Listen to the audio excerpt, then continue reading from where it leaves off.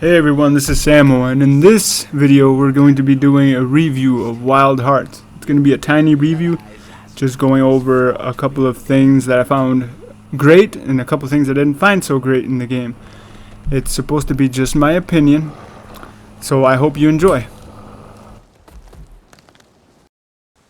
Published by Electronic Arts and developed by Omega Force, the team responsible for many of the Dynasty Warrior style of games, Wild Hearts is a brand new monster hunting game, not unlike the other hunting games, such as Monster Hunter and Dauntless.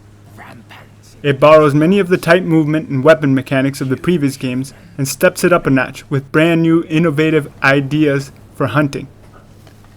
Aside from going into the fray with weapon drawn, you also have nature-empowered building abilities in the form of karakuri that allow you to overpower much stronger opponents.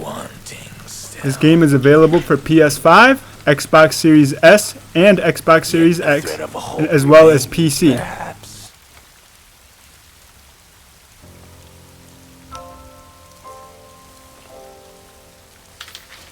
Let it weave this seed into Graphics, arguably one of the most important aspects of modern video games. Not only are great graphics easy on the eyes, they help the player immerse themselves into the finely crafted world. I mean, the biggest reason that people upgrade their gaming rig is to run the games that they love as smooth and as pretty looking as their budget allows. This is where I think Wild Heart hits kind of a hurdle. Well, not kind of, it's a pretty big one.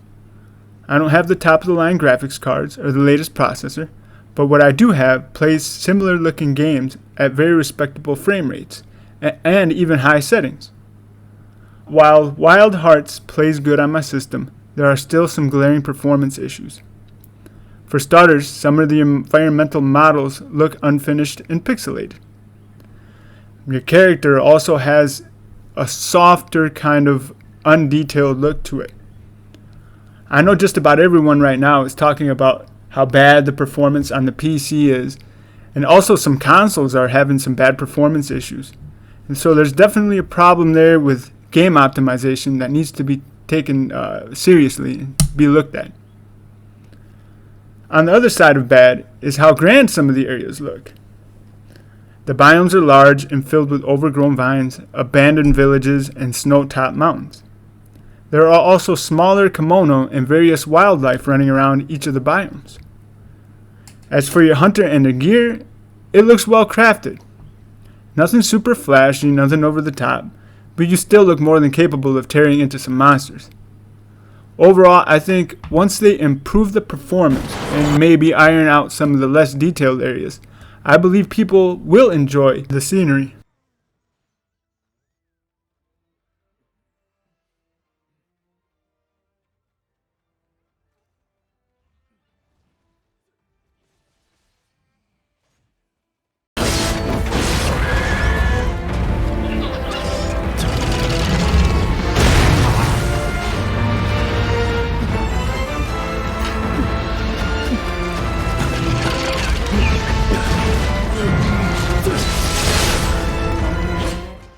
Every clang, slash, and bludgeon is heard loud and clearly in Wild Hearts.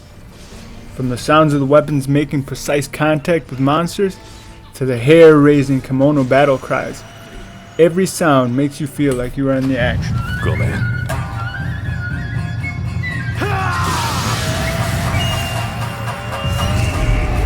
The music sets the mood. Soft, calming music plays while you're gathering and exploring, then ramps up when you're noticed by a beast. An ear-shattering roar emanates from the monster as the tempo gets faster and louder, letting you know that it's showtime.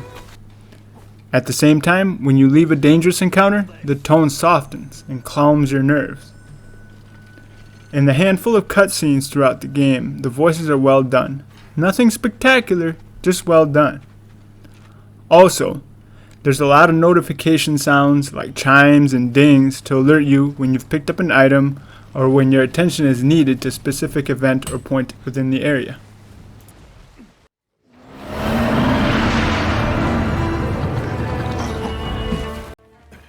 You are thrust into the fantasy continent of Azuma, as the only one who can help them with the dangers that threaten to swallow the entire landscape alive. Maybe nature's fighting back. The beasts are acting unusual and responding to the environment in an unnatural way.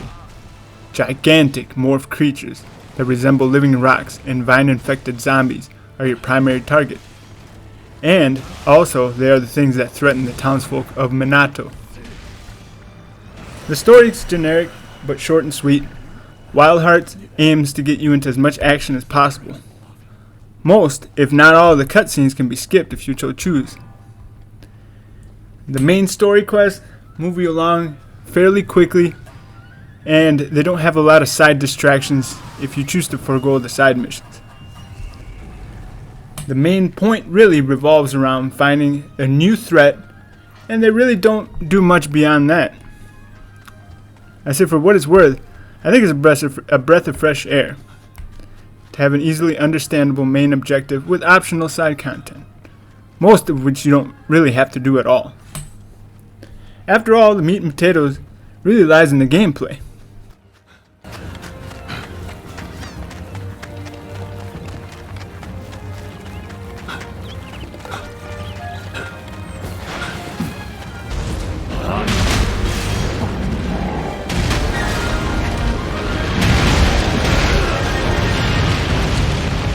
So how does the game feel to play? In short, the game feels amazing to play. I'm not going to fib, when I first heard of this game was the same week that it came out. I thought it was going to go be a copy of like Monster Hunter, or maybe a few things sprinkled on top here and there. But I was wrong. To start, you get a choice of 8 different weapons, each with a different upgrade path or trees, whichever you prefer. Each of the 8 weapons feel like its own little mini game in how they deal damage and how they control. There are combos with regular attacks, then you can add Karakuri into the mix for some nice weapon effects. What are Karakuri? Karakuri is the building mechanic in this game. Kind of like Fortnite, they're used as a supplemental tool that aid you in your hunt. From decorating your camp to blasting spikes into the enemy, there are many combinations to unlock by going through the main story and felling certain beasts. There are many uses to the building system that go much more in depth. Just know that at first it may be a little daunting, but eventually you'll learn to love the system. The large monsters in this game are called kimono. There are over 20 in-game with similar variations amongst them, and that range in difficulty the further you progress. The more challenging the kimono, the bigger the spoils. From the first kimono you fight, there's a certain pull that this game has on you. The movement, the combat, and the will to overcome the powerful kimono keep me coming back for another hunt. It's a dream how easy it is to find other people to play with too. Ultimately, that adds another layer to the enjoyment of the game. Matchmaking is very easy, and I believe it's the best part of this game, to be honest with you. Every hunt in multiplayer is a new experience. Also, if you have friends to play with, then it becomes just that much better.